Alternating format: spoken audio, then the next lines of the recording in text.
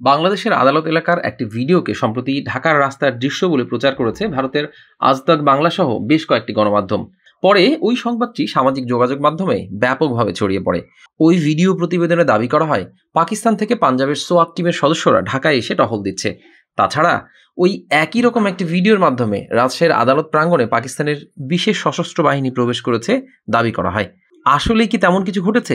কি বলছে এ ব্যাপারে ফ্যাক্ট চেকিং প্রতিষ্ঠানগুলো? আলোচিত ওই ভিডিওতে বাংলাদেশের আইনজীবী নিঝুম মজুমদারের কাছে এই বিষয়ে জানতে চাওয়া হয়।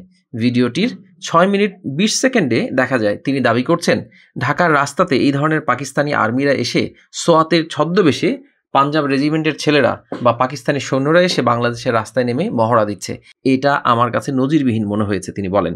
পরবর্তীতে বাংলাদেশি স্বাধীন ফ্যাক্ট চেকিং সংস্থা রিউমার স্ক্যানারের এক প্রতিবেদনে বলা হয় ভিডিওটি বাংলাদেশে পাকিস্তানি সশস্ত্র বাহিনীর টহলের কোনো দৃশ্য নয়, বরং ভিডিওটিতে যে বাহিনীর সদস্যদের দেখা যাচ্ছে তারা বাংলাদেশ পুলিশের বিশেষায়িত দল ক্রাইসিস রেসপন্স টিম বা সিআরটির সদস্য। এই প্রতিবেদনে বলা হয় সিআরটির সদস্যরা গত 12 ডিসেম্বর রাজশাহী 3 আসনের সাবেক সংসদ সদস্য ও আওয়ামী লীগ নেতা আসাদুজ্জামান আসাদকে রাজশাহী মেট্রোপলিটন ম্যাজিস্ট্রেট আদালত 1-এ নেয়ার সময় নিরাপত্তা কাজে নিয়োজিত ছিলেন। প্রতিবেদনে আরও বলা হয়েছে দাবিটির বিষয়ে অনুসন্ধানের শুরুতে আলোচিত ভিডিওটির পর্যালোচনা করে রিউমার স্ক্যানার টিম ভিডিওতে থাকা একজন সশস্ত্র বাহিনীর সদস্যের পোশাকের পেছনে সিআরটি লেখা দেখতে পায়। পাশাপাশি আরেকজন সদস্যের পোশাকে বাংলাদেশের পতাকাও দেখতে পাওয়া যায়। এসবের সূত্রে ন্যাশনাল ডায়ালগ বাংলা তথা এনডিবি নামের একটি ইউটিউব চ্যানেলে গত 25 ডিসেম্বর সেই বাংলাদেশ সিআরটি শীর্ষক শিরোনামে প্রচারিত একটি শর্টস ভিডিও খুঁজে পাওয়া যায়।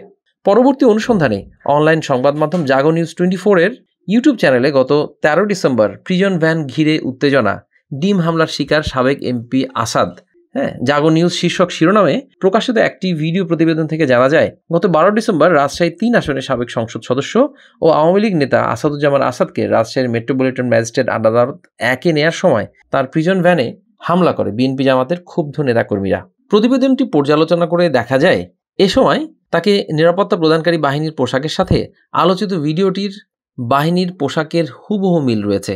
তাদের পোশাকের পেছনেও সিআরটি লেখা রয়েছে।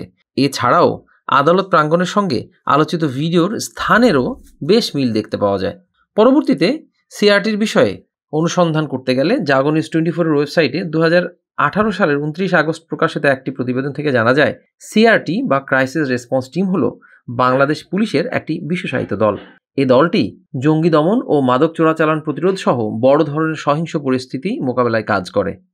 এছাড়াও প্রতিবেদন থেকে জানা গেছে রাজশাহী ও চট্টগ্রামের পর সিলেটে আনুষ্ঠানিক মহড়ার মাধ্যমে যাত্রা শুরু করে পুলিশের এই বিশেষায়িত দলটি।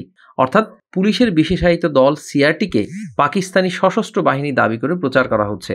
সুতরাং ভারতীয় মিডিয়ার সৌজন্যে বাংলাদেশে পাকিস্তানের বাহিনী টহল দিচ্ছে দাবিতে ইন্টারনেটে প্রচারিত তথ্যটি সম্পূর্ণ মিথ্যা।